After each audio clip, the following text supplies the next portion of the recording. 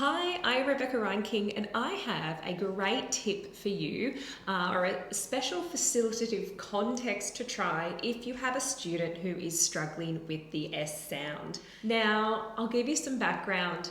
I had this client and S was a very, very hard sound for them and their tongue just wasn't getting in the position that gave that crisp and clear sound.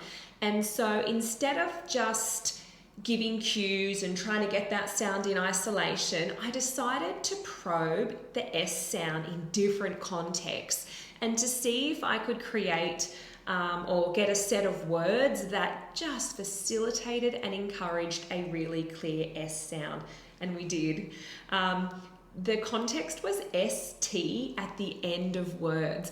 And it's not usually a place where SLPs would consider starting. And I want to give you some rationales and some reasons why I think for this child it really facilitated this clear S sound for them. Now, when I probed this student, I looked at S at the start of words, at the end of words, with different contexts, with different consonants before and after the S sound that I thought would help get the tongue in the right spot. And I also looked at different vowel sounds, and I was thinking about my student and what they needed help with. So their tongue was a bit flat, so I needed their tongue to curl up, but it was also coming forward. So I had a couple of things. And when I use this ST at the end of words context, it was just the right set of words that just helped the child be successful. And it was a great place to start for therapy. Now, here's what actually helped them. I'm going to show you my little tongue. The words that were the best for this child, I'll read them out to you. They were beast, east, nest, list, missed, test, and best. And I chose those words initially because in my head I was thinking about the vowel quadrilateral and I was thinking about the S sound. And with those vowels, a lot of them are high vowels, so they're high up in the mouth and they're at the front. And so my theory was if I had a word like east or beast, the E sound before the S would encourage the tongue to stay in that position. So the sides of the tongue lift up, E, and it's up high. And so my rationale was that it was already in the great spot to help encourage the S sound. And then my other theory was thinking about a T. Our T is an alveolar sound. So I thought if I had a sound before and after the S, which is tricky, it would just keep the tongue in the right spot, with the sides of the tongue lifted, with the tongue up at that, alveolar place of articulation to help the child. And it did. So if you say it really slowly with me, I want you to think about what your tongue's doing.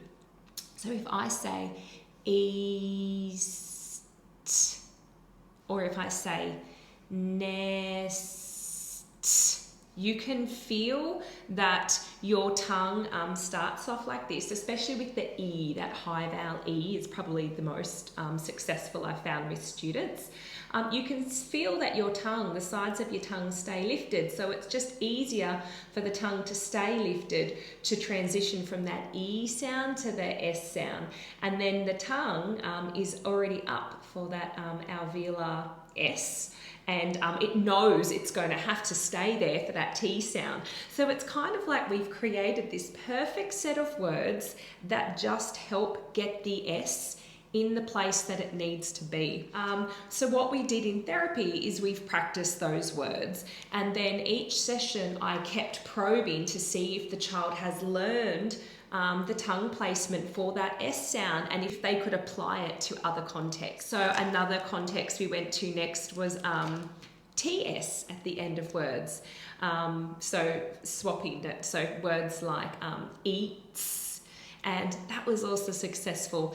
And just by practicing words, a small set of words that the child could do, it helped them understand what they needed to do with their mouth to be successful, and then they could take that skill and they could apply it to S in all other contexts until we could just work on S in any position, no matter what the vowel was before and after, no matter if it was in the middle of the word, at the end of the word, or within clusters, and the child just thrived in therapy. And it all started with identifying just one context, one facilitative context where the child achieved success.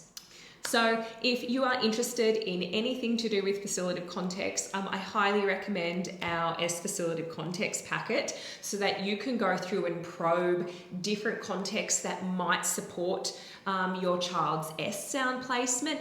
And then at least you know you can start your therapy with high practice, with success, versus weeks and weeks of struggling to elicit the sound on its own with no support. So remember, these facilitative contexts, we use them with our kids because we hope that the sounds before and after just encourage and facilitate a nice, clear production. It's like giving our kids a hand. And that's why I think it's something that all SLPs should know about and at least consider when they have a child who has difficulties saying their S sounds clearly.